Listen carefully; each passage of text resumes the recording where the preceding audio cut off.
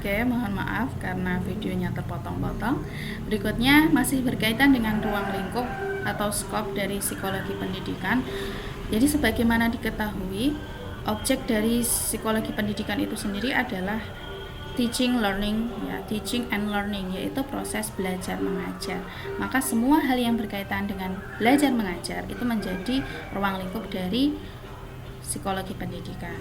Nah, menurut Sugihartono, ruang lingkupnya itu tingkah laku manusia dalam pendidikan. Nah, manusia di sini meliputi siapa? Yaitu meliputi guru dan siswa. Sehingga objek utama dari psikologi adalah belajar dan mengajar. Belajar dilakukan oleh siswa, sementara mengajar dilakukan oleh guru. Nah, berikutnya ruang lingkup menurut Samuel Smith ini ada 16 komponen dalam psikologi pendidikan. Yang pertama adalah the science of educational psychology, yaitu pengetahuan tentang psikologi pendidikan. Nah, jadi di sini pengetahuan tentang psikologi pendidikan ini penting bagi siapa? Yaitu bagi guru, nah, yang terlibat langsung dengan siswa, maupun bisa juga dikuasai oleh stakeholder, ya, atau oleh leader dalam suatu ranah pendidikan. Berikutnya ada heredity. Heredity ini adalah bawaan lahir. Nah, sifat bawaan lahir, nah ini juga harus dipahami oleh guru, ya, karena masing-masing siswa itu memiliki keunikan dan karakteristik masing-masing. Berikutnya ada psychical structure atau struktur fisik, ya, kondisi siswa dalam arti fisik ini juga nanti berpengaruh dalam proses pembelajaran. Nah, maka di sini penting dibahas untuk mengetahui psychical structure tersebut. Berikutnya ada growth atau pertumbuhan, ada behavior proses perilaku, ada hakikat dan ruang lingkup pembelajaran, ya, ada juga faktor yang mempengaruhi pembelajaran, ada hukum-hukum dan teori tentang pembelajaran, ada measurement atau disebut dengan pengukuran. Pengukuran ini bisa dilihat dalam bentuk atau diaplikasikan dalam bentuk tes-tes, ya. Kemudian ada juga transfer of training, transfer belajar, ada practical aspect of measurement, ya, jadi pengukuran aspek praktis, ada elemen of statistik dasar. Nah, ini juga masuk dalam skop psikologi pendidikan. Ada mental hygiene atau kesehatan mental. Kesehatan mental ini juga menjadi aspek yang dibahas dalam psikologi pendidikan. Ada pendidikan karakter juga masuk, dan juga materi pendidikan dasar dan materi pendidikan menengah. Nah, itulah beberapa skop atau ruang lingkup dari psikologi pendidikan. Ruang lingkup di sini maksudnya adalah cakupan pembahasan dalam psikologi pendidikan. Nah, kita masuk pada methods and approach. Nah, methods itu sendiri dipahami sebagai metode atau cara yang digunakan dalam penelitian psikologi pendidikan, dan approach itu adalah pendekatan atau sudut pandang yang digunakan dalam psikologi pendidikan. Methods di sini, metode itu mencakup eksperimen, ya, ada metode eksperimen, yaitu dengan cara membuat eksperimen. Ya, kalau dalam kaitannya dengan psikologi, barangkali guru ingin menguji tentang pendengaran atau penglihatan siswa. Nah, nanti bisa dilakukan metode eksperimen ini mengenai hal tersebut. Kemudian juga ada metode kuesioner dengan cara membuat atau menyusun instrumen-instrumen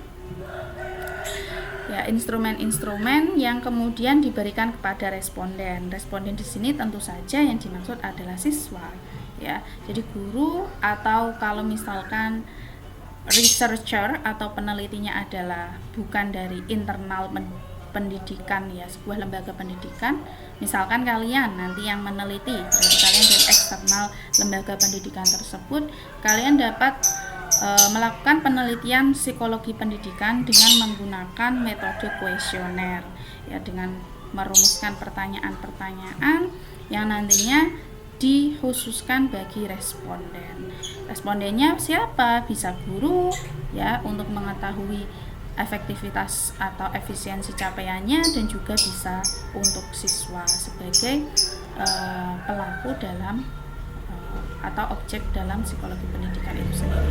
Yang berikutnya ada case study. Case study ini mencakup metode yang mencakup aspek-aspek dalam psikologi pendidikan. Jadi misalnya ada kasus-kasus tertentu dalam dunia pendidikan terkait dengan psikologi. Nah, ini bisa menggunakan metode case study. Berikutnya ada penyelidikan klinis. Penyelidikan klinis ini berarti penyelidikan psikologi secara klinis dan hanya dapat diterapkan oleh seorang psikiater. Nah, di sini psikiater sebagai ahli jiwa klinis ini yang dapat mengaplikasikan metode penyelidikan klinis ini. Berikutnya ada observasi netralistik. Nah, observasi netralistik ini apa? Yaitu observasi yang bersifat sealami mungkin. Nah, jadi observasi yang dilakukan terkait dengan psikologi pendidikan, misalnya terkait dengan anak berkebutuhan khusus, atau mungkin juga tentang belajar.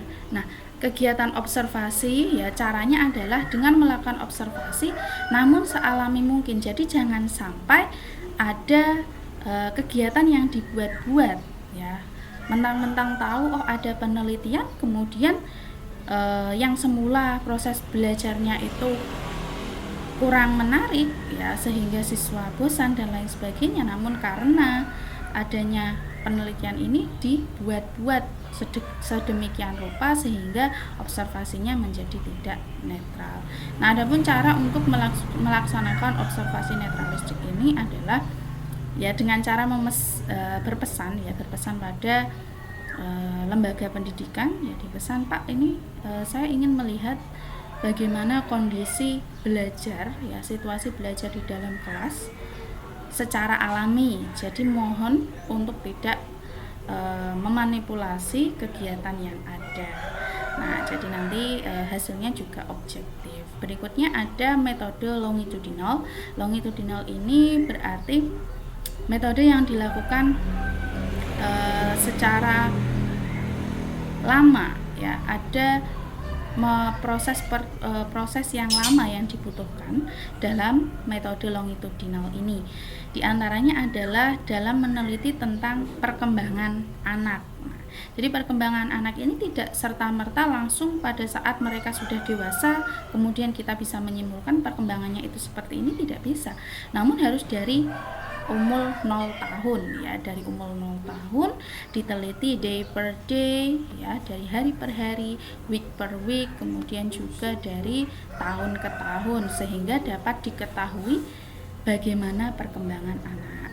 Nah, berikutnya ada cross sectional. Nah, cross sectional ini sebenarnya hampir sama dengan metode kuesioner, yaitu dengan cara memberikan instrumen, ya, instrumen-instrumen yang nantinya bisa mendapatkan hasil secara cepat. Yaitu dengan cara apa? Yaitu dengan cara sampel. Tidak semua yang terlibat dalam hal tersebut diwawancara misalkan, atau diamati, ya. Kalau misalkan proses tertentu diamati itu tidak. Namun dengan cara memberikan atau membuat sampel, ya, sehingga kegiatan penelitian tentang psikologi pendidikan ini dapat secara cepat, ya, didapat.